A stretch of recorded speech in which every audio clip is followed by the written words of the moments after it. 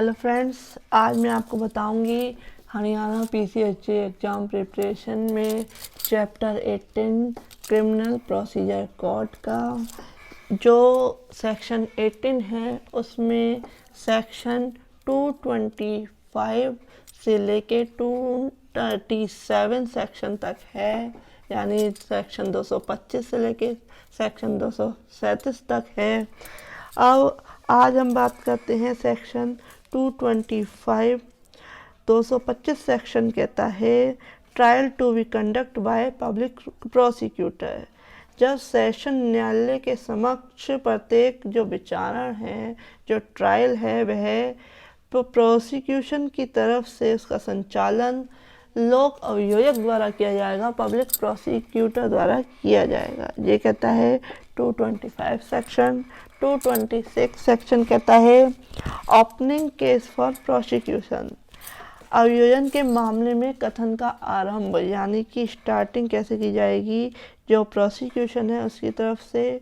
जब जो एक्यूज्ड है सेक्शन 209 के अधीन मामले की सुपुर्दगी के लिए न्यायालय में हाजिर होता है, अपीयर होता है, तब जो प्रोसिक्यूशन है वह अपने मामले का कथन अभियुक्त के विरुद्ध, यानी कि जो अक्यूज्ड है उसके अगेंस्ट जो आरोप जो लगाए गए हैं उसको बताते हुए, और यह बताते हुए कि जो एक्यूज्ड है उसको दोष सिद्ध करने के लिए जो अभियोजन है, प्रोसिक्यूशन है, उसके पास क्या एविडेंस है, वह इन बातों को बताएगा कोर्ट के समक्ष। ये कहता है 226 सेक्शन। 227 सेक्शन क्या कहता है? 227 सेक्शन कहता है डिस्चार्ज, उन्मोचन।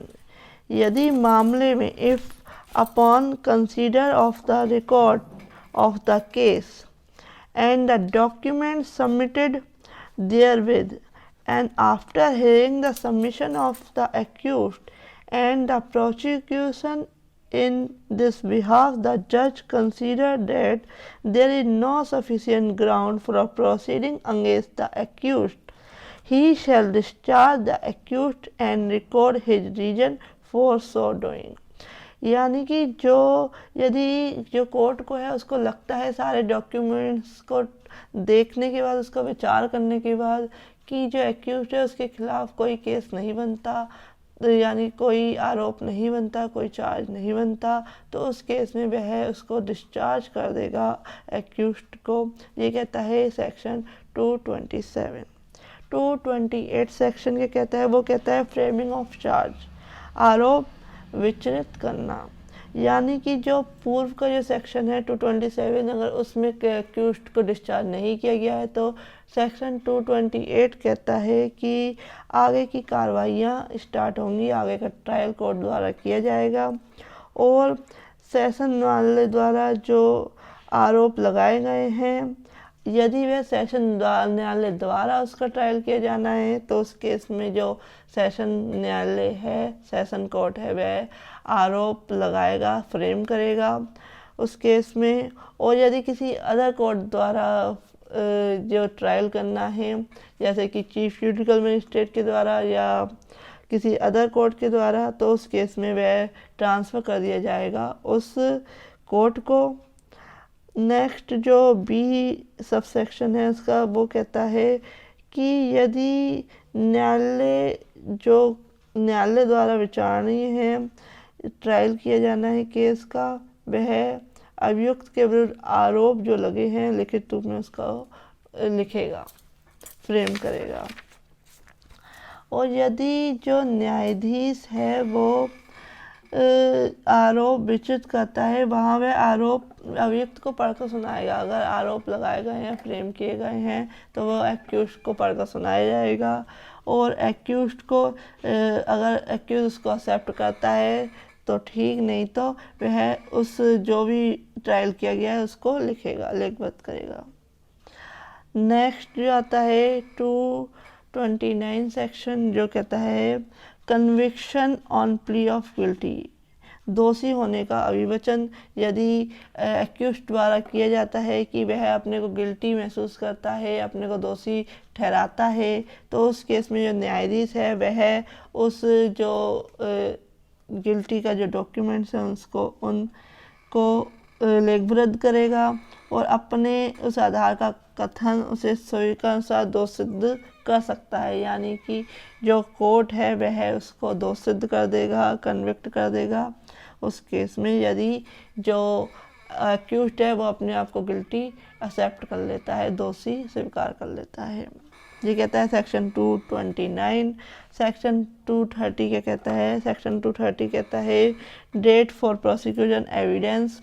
अभियोजन साक्ष्य के लिए डेट फिक्स करेगी कोर्ट के द्वारा और डॉक्यूमेंट्स वगैरह जो है उसके लिए डेट फिक्स करी जाएगी। जो सेक्शन 231 कहता है एविडेंस फॉर प्रोसिक्यूशन।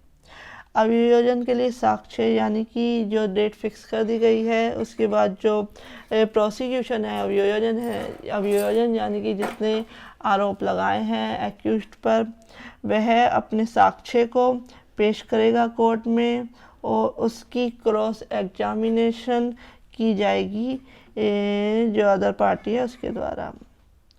और जो कोर्ट है वो री एग्जामिनेशन के लिए भी, री क्रॉस एग्जामिनेशन के लिए भी जो एक्यूज्ड है उसको बुला सकता है। अब आते हैं सेक्शन 232 जो है एक्विटल, दोष मुक्ति। यदि जो पहले का जो सेक्शन है उसको सारे को डॉक्यूमेंट्स को समझने के बाद, साक्ष्य लेने के बाद जो कोर्ट का विचार है, जो कोर्ट को लगता है कि जो साक्ष्य लिए गए हैं वह जो एक्यूज्ड है उसके ऊपर आरोप यानी कि कोई क्राइम का, अपराध का कोई विचार नहीं बनता है, तो उस केस में जो न्यायाधीश है वह एक्यूज्ड को दोष मुक्त कर देगा, एक्विटल कर देगा। जो सेक्शन 233 एंटरिंग अपॉन डिफेंस यानी कि प्रतीक्षा आरंभ करना। यदि सेक्शन 232 के द्वारा जो एक्यूज्ड को एक्विटल नहीं किया जाता है, दोष मुक्त नहीं किया जाता है, तो उस केस में जो कोर्ट है वह जो आगे की डिफेंस है वह एक्यूज्ड को रखने के लिए कहेगा और एक्यूज्ड को रिटर्न में भी दे सकता है। और यदि कोई ऐसी एविडेंस है, डॉक्यूमेंट्स है जो कि कोर्ट में आवेदन करता है एक्यूज्ड कि उसके लिए कोई ऑर्डर किया जाए तो वह कर सकता है। ये कहता है सेक्शन 233। सेक्शन 234 कहता है आर्ग्यूमेंट्स, बहस। सब चीज़ों को सुनने के बाद, डॉक्यूमेंट्स पर विचार करने के बाद जो प्रोसिक्यूशन है वो आगे अपना जो बहस है कोर्ट के सामने रखेगा, अपने विचार रखेगा और जो अपोजिट पार्टी है वो उसको यानी कि उसमें क्रॉस कर सकती है। अब आते हैं सेक्शन 235 जो है जजमेंट ऑफ एक्विटल और कन्विक्शन, कि जो दोष मुक्ति है या दोष सिद्धि का जो निर्णय है वह कोर्ट के द्वारा किया जाएगा कि जो अपराधी है, जो एक्यूज्ड है, वह दोष सिद्ध किया गया है या दोष मुक्त किया गया है। ये बताता है सेक्शन 235। 236 सेक्शन कहता है प्रीवियस कन्विक्शन। यदि पूर्व दोष सिद्धि हुई है किसी मामले में तो उसको वह पहले जो केस चल रहा है उस पर ट्रायल करेगा और नेक्स्ट में वह जो प्रीवियस कन्विक्शन है, पूर्व दोष सिद्धि है, उस पर विचार करेगा। ये कहता है सेक्शन 236। 237 सेक्शन कहता है prosecution in case institute under section 199 sub section 2 कि जो धारा 199 है कि सब सेक्शन 2 के अधीन संस्थित मामलों में क्या प्रोसीजर होगा, ये बताता है सेक्शन 237। आप इसको एक बार रीड कर लेंगे तो आपको समझ में आ जाएगा, क्योंकि जो सिविल क्रिमिनल प्रोसीजर कोड की जो लैंग्वेज है वह इतनी डिफिकल्ट नहीं है जितनी कि सिविल प्रोसीजर कोड की है। तो आपको एक बार रीडिंग करने पे समझ में आ जाएगा। आज मैंने आपको बताया चैप्टर 18। नेक्स्ट वीडियो में बताऊंगी other related CRPC important section and chapter. आप अगर आपको लगता है कि ये वीडियो आपके लिए यूजफुल है तो आप इसको लाइक करें, शेयर करें और मेरे चैनल को सब्सक्राइब करें। Thank you for watching this video.